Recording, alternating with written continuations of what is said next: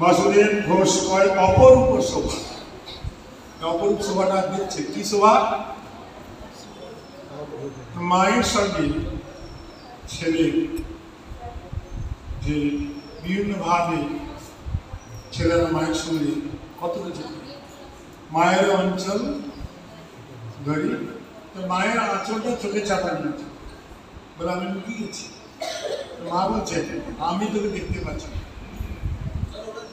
ঠিক আসলে তাই হচ্ছে। কিন্তু একটা কত সুন্দর লীলা বাসুদেব ঠাকুর এই অপরূপ লীলা দর্শন করছেন মানুষের আর লিখছে। এই তাই তিনি বলছেন শিশুরূপ দেখি হয় জগন্নাথ।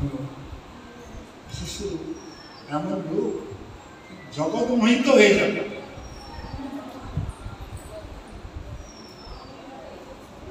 তখনকার যিনি যারা তার সম্মান করেছেন তারা দর্শন করেছেন। কিন্তু আমরা কি যদি আমাদের সেই সৌভাগ্য হতো তাহলে আমরা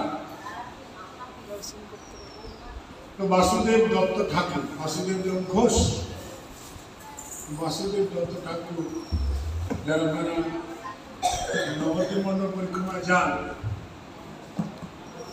মানে মহারাজ এই কথা বলে থাকেন মামগাছি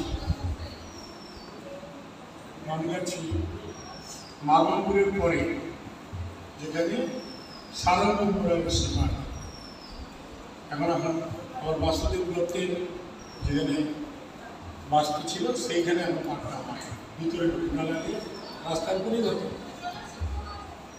বাসুদেব দত্ত তিনি বলেছিলেন মহাপ্রভু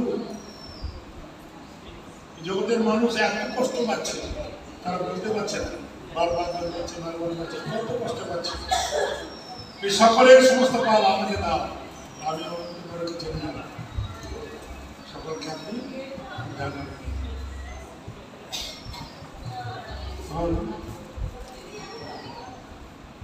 মহাপ্রভু বলছিলেন যে তুমি সকলের ভাব নিয়ে থেকে যাবে, আসলে চলে যাবে, কারো ভাব তোমাকে নিয়ে যেতে হবে। তুমি যখন বলেছ তখন সবাই মহারাজ বলছে সেই সময়কার যত জীব ছিল তারা সব বাসুদেব দত্ত ঠাকুরের প্রার্থনাতে মহাপ্রভুকে সবাই চলে গেছে, কিন্তু আমরা যেতে পারিনি, তার মানে আমরা সেই সময় ছিলাম।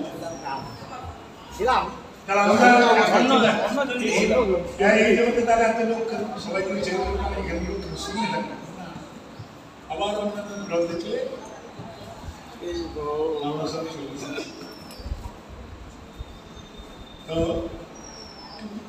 মহাপ্রভু সেই লীলা যে রয়েছে তিনি তার প্রেম সবার জন্য দিয়ে গেছেন। যোগ্যতা অযোগ্যতা বিচার না করে যাকে সাথে পেয়েছেন তাকে তার প্রেমধন দিয়েছেন। গোলকের প্রেমধন হরিনাম সংকীর্তন, যোগ্যতা অযোগ্যতা নামকেই দিয়ে দিয়েছে। এখন আমাদের কি করা উচিত? সেই প্রেমধনকে যত্ন করা। আমরা কতটা যত্ন করবো তাকে গ্রহণ করবো, তাহলে মহাপ্রভুর প্রেমধন আমরা লাভ করতে পারব।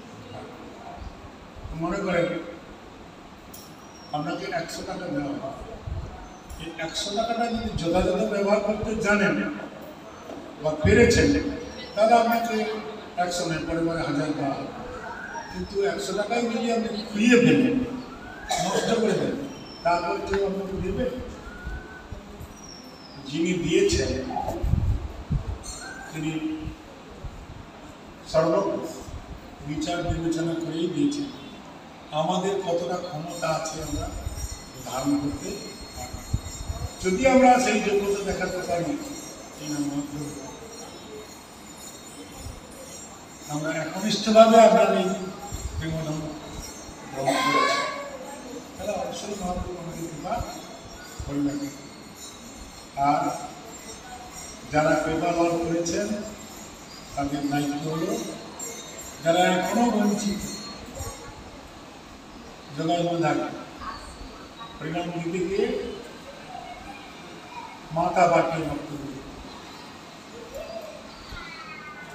তবু তাদের নাম দিতে এই দায়িত্ব মহাপ্রভু যারা এই প্রেমধন গ্রহণ করেছেন তাদের উপর দিয়ে দিয়েছে।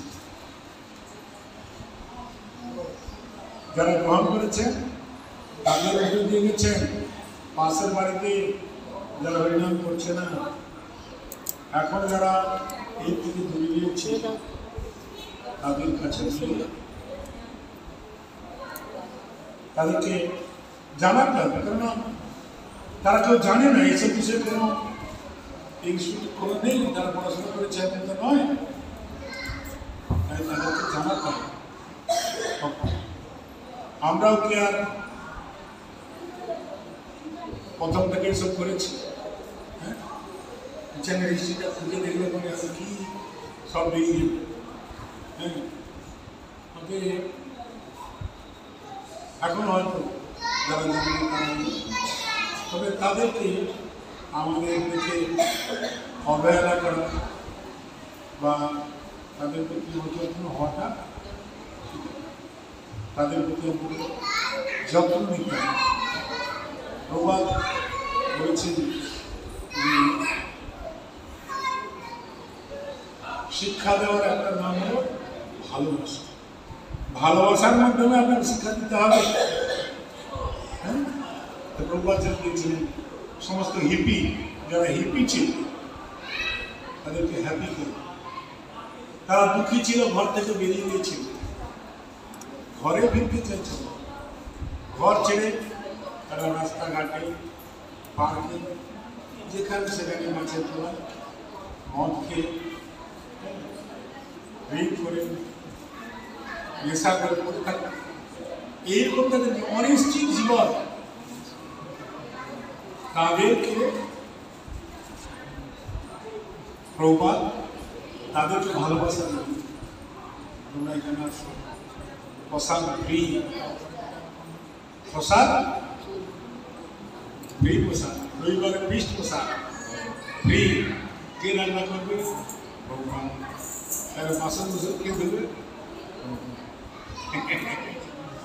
প্রবাদ যখন প্রথম দীক্ষা দিয়েছিলেন, দীক্ষার খাবার করবে, তারপর দীক্ষার পরে যে ভূমির কাজ করে রইল সেটা পরিষ্কার করবে কে?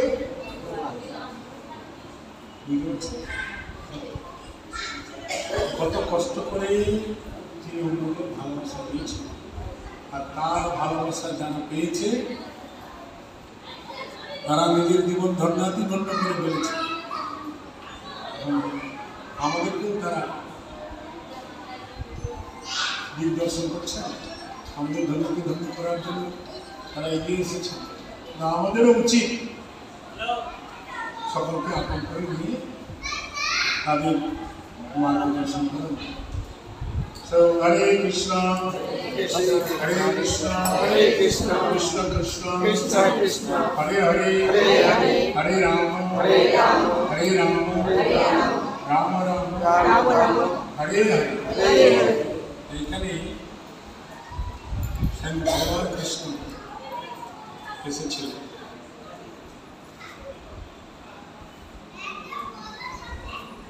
যেমন আমরা সমুদ্রগড়ে কি শুনি, সমুদ্রগড়ের রাজা ভীমসেনকে যুদ্ধে পরাজিত করেছিল, তাই ভগবান কৃষ্ণ সেখানে এসে উপস্থিত হয়েছে। এখানেও সেটা কি কামরূপধ্বজ রাজা